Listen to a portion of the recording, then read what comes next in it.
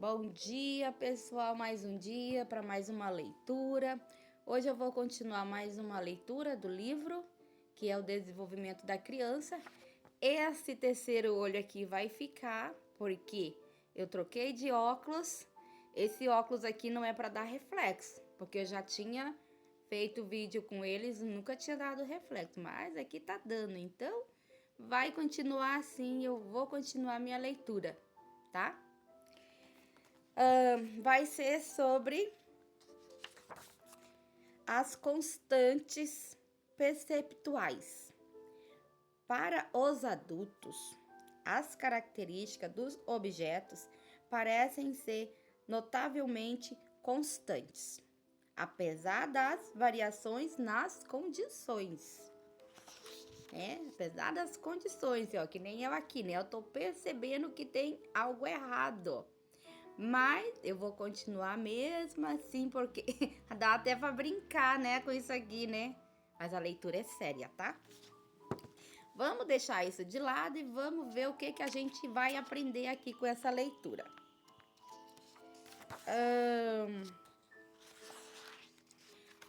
Em que são percebidos?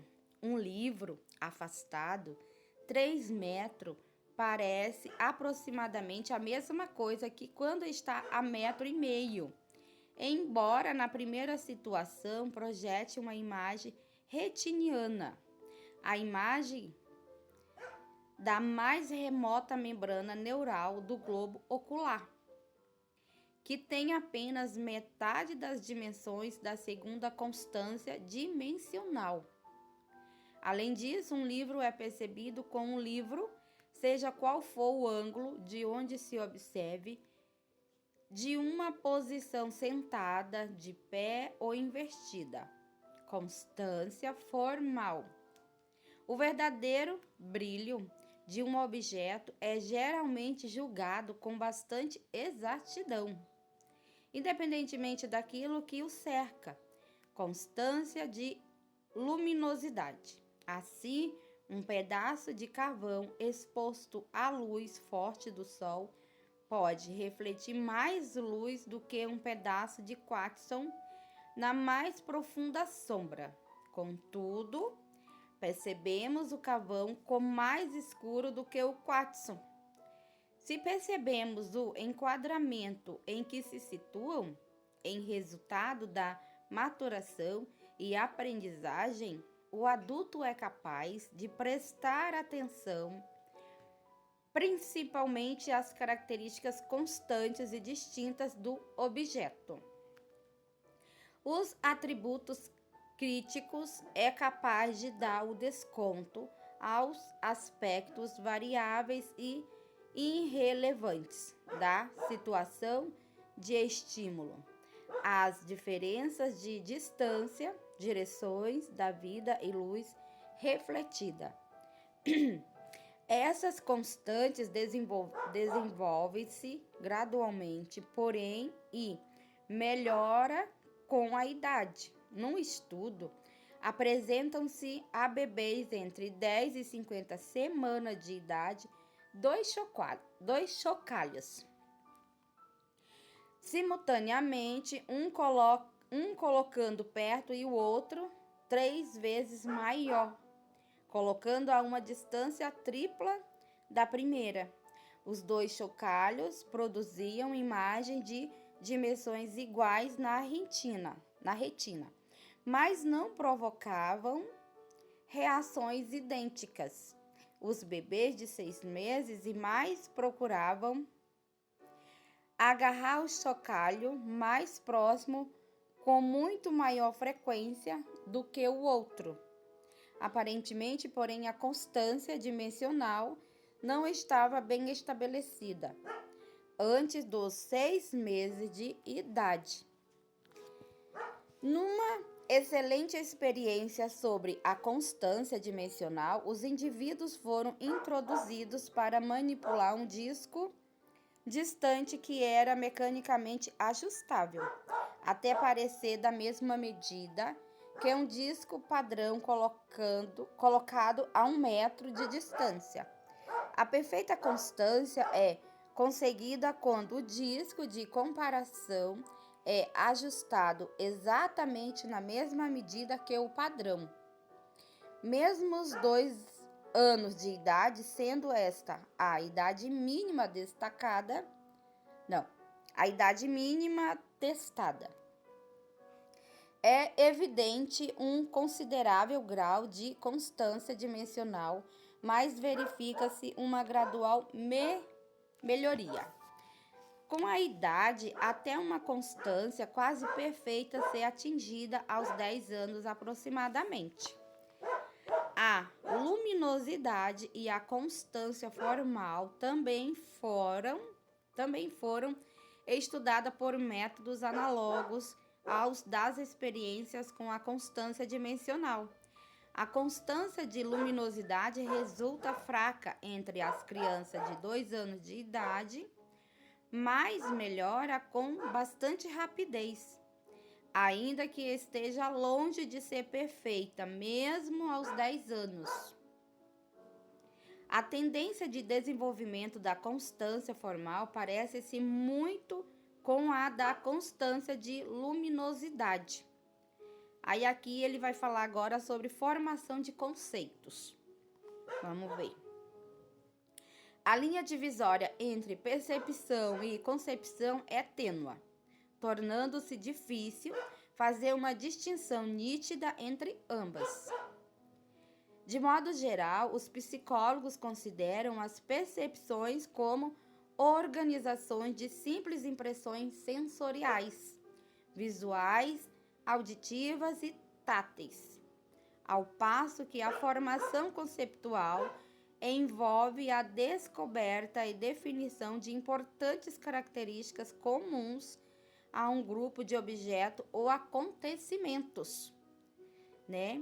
Então, aqui, a nossa percepção, ela vai nos ajudar muito, né?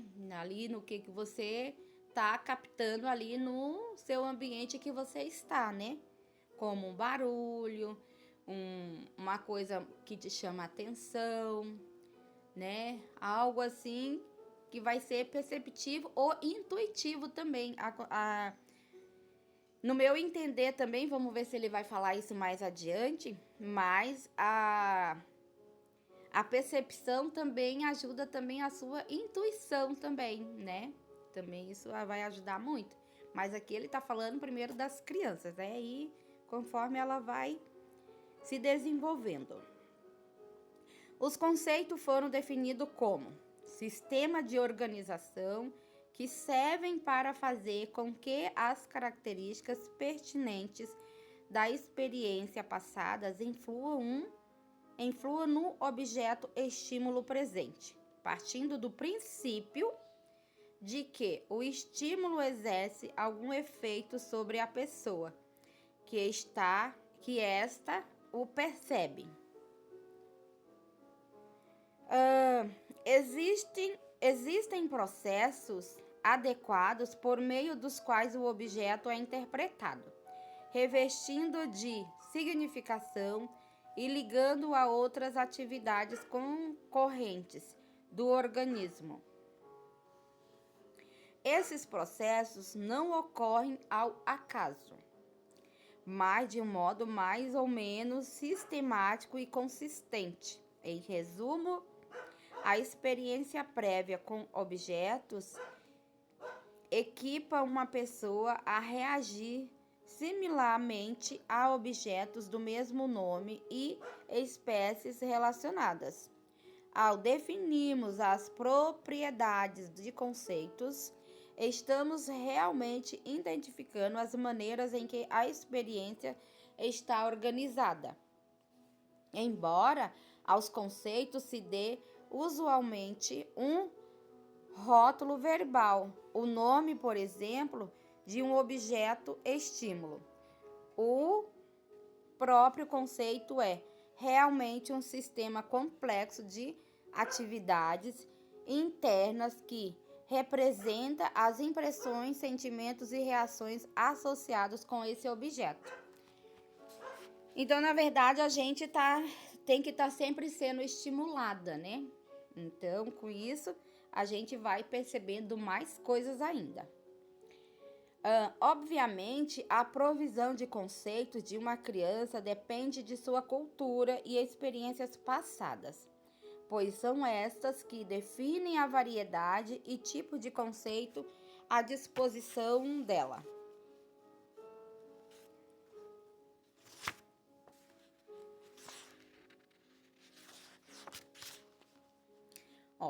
Se as tendas dos índios, peles vermelha, ou os iglus dos esquimós forem desconhecidos ou não tiverem rótulos em sua cultura, a criança não pode formar conceito dessas coisas.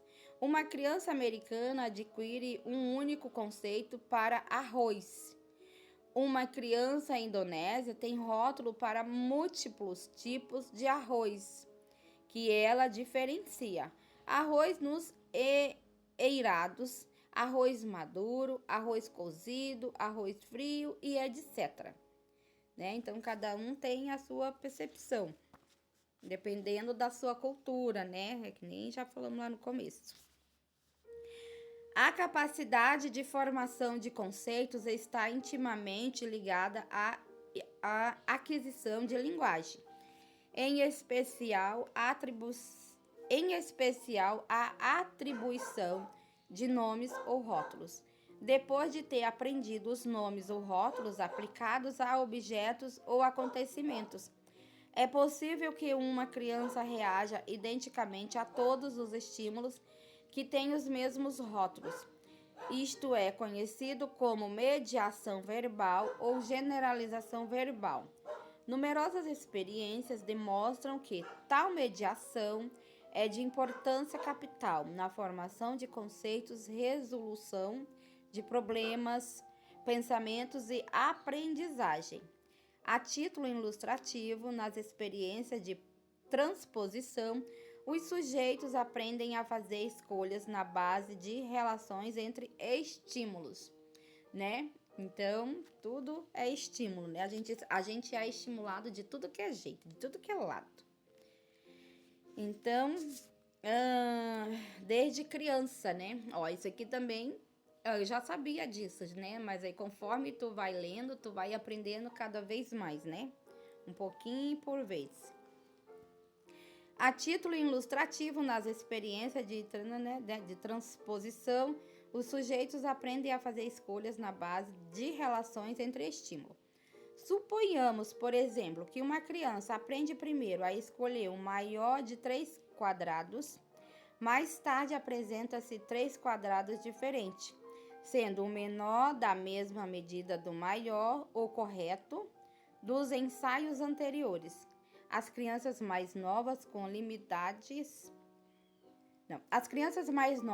limitada capacidade de linguagem encontram dificuldade em aprender a reagir às dimensões relativas dos objetos. Pelo contrário, escolhem em termos da medida absoluta do estímulo.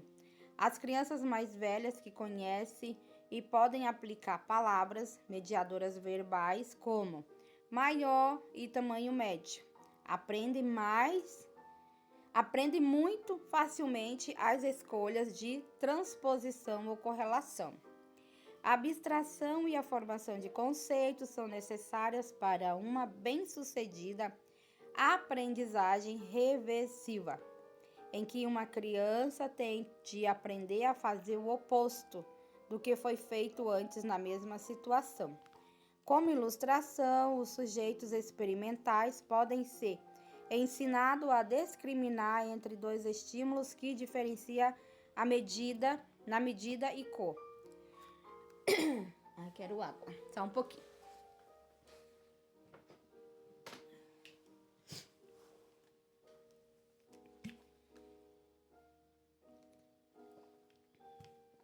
A garganta vai ficando seca, né? Conforme a gente vai falando. Vamos tomar.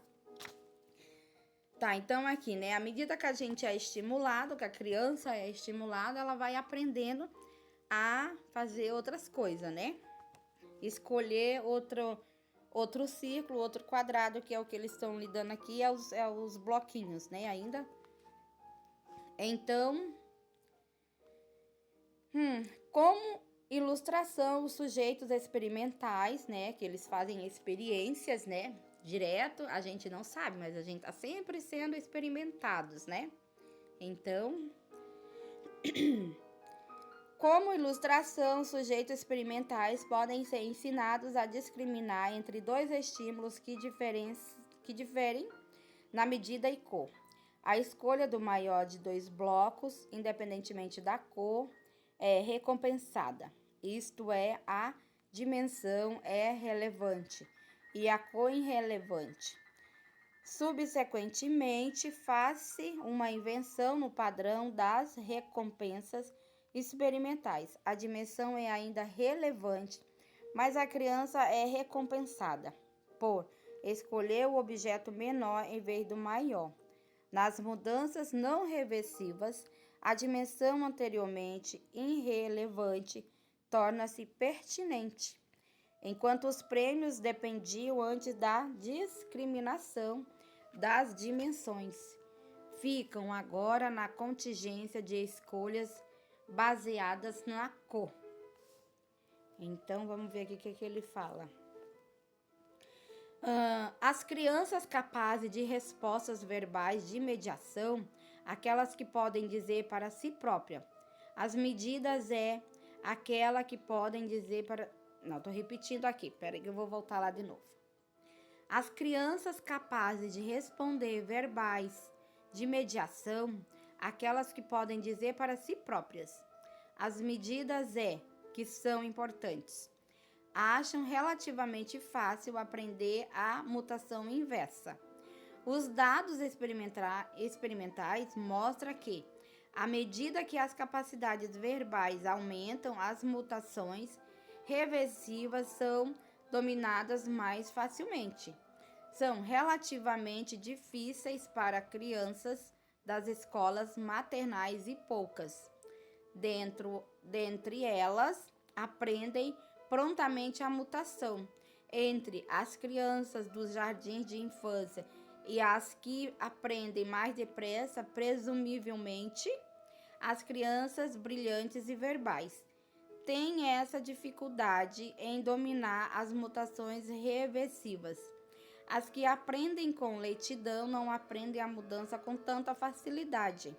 Então, cada criança tem... umas crianças são mais rápidas, outras mais lentas e outras aprendem ali na hora, né? Umas vão demorar mais, outras menos, mas cada uma tem seu tempo, né? Cada criança tem seu tempo. Depende muito, que nem ele falou ali, da cultura, do ambiente onde ela tá, né? Então, tudo isso vai ajudar. Então, vamos ver. Se as crianças pré-escolares aprenderem a verbalizar a dimensão relevante, a dizerem grande quando fazem a discriminação, podem dominar a mutação reversiva. Mas as crianças que aprendem a verbalizar a dimensão irrelevante ou não têm qualquer reação mediadora, deparam com uma tarefa difícil. Das crianças entre os 3 e 10 anos de idade, que foram submetidas a um complexo estudo experimental. Só 25% das de 3 anos reagiram na base de mutação inversa. Mas essa proporção aumentou gradualmente com a idade, 62% das de 10 anos reagindo dessa mesma maneira. Aparentemente, a capacidade para aprender mutações inversas depende da posse do conceito. Mediação verbal da dimensão crítica e esta, por sua vez, melhora com a maior capacidade de linguagem. Aqui, esse estudo dele aqui, esse livro aqui é antigo. É um estudo mais antigo, mas não deixa de acompanhar. Só que no meu entendimento, as crianças de hoje, do nosso tempo, de 2025, com essa tecnologia aqui que a gente tá, que é a internet, as crianças são mais... Elas são mais ativas, né? Eu acho assim que as crianças são bem mais ativas do que nessa época, mas não deixa de vir, porque o cientista tá sempre, né, estão sempre experimentando, sempre fazendo experiência com as crianças, com nós adultos, com todos, né? Para ver como que tá todo mundo evoluindo ali, crescendo, né? Reagindo conforme as coisas. Então, mas geralmente é uma coisa que vem de anos, né? Que não muda muita coisa, é pouca coisa. Mas nessa época que tinha mais era leitura, escrever, pegar livro e ler, eu acho que tem. Hoje em dia as crianças são mais criativas, mais rápidas, elas aprendem muito mais rápida. É tanto que né? Eu já sou mais lenta, mas é eu, né? Outras pessoas já não são. Mas depende da cultura, como que você foi criado, como foi criado, né? Então tudo isso tem a ver com a sua evolução, com a sua personalidade, com o seu crescimento, se é rápido, se não é, tudo isso. É o que ele fala aqui, né? Que é o desenvolvimento. Mas eu acredito, na minha opinião aqui, esse livro aqui tem estudos ali que é de 62, né? Que eu já falei em outro... Ó, que nem esse aqui, ó. Deixa eu ver. Esse da fase da criança aqui, ele foi feito em 1929, mas não deixa de ser como um viés, né? Não deixa de vir atualizar com os nossos dias de hoje. Mas eu acredito que nossa época que nós estamos, as crianças estão mais evolutivas. Eu lembro bem que quando a minha mãe tinha filhos recém-nascidos, né? Minhas irmãs, quando nasciam criancinha, ela ficava num quartinho ali escuro, né? A criança não podia ver muita claridade da luz, né? Naquele tempo, porque não podia, naquela época, eu não sei como que era, mas eu lembro disso, que a criança não podia ver a luz ali, que ela ficava uma semana ali naquele quartinho ali, para depois ela trazer a criança para claridade. E hoje em dia não, hoje em dia as crianças já, mal você tem a criança ali, tu conversa com ela e ela já procura a tua vozinha ali, né? Por quê? Porque ela foi estimulada ali na barriguinha da mãe, né? A mãe já conversando com ela e ela já reconhece a voz da criança, né? A criança já reconhece a voz da mãe. Então, olha o tanto que evoluiu de lá para cá, né? Então, ajuda bastante aqui, uns estudos assim que vem acompanhando, mas as crianças de hoje em dia, na minha opinião, né, as crianças elas evoluem mais rápido do que dos tempos antigos. Essa é a minha opinião, tá? E se alguém souber aí como que eu tiro essa LED aqui do reflexo do meu óculos aqui, me ajude e me explique como que eu faço isso, porque eu não tô conseguindo, tá bom? Um bom dia para todos, uma boa tarde e uma boa noite para todos.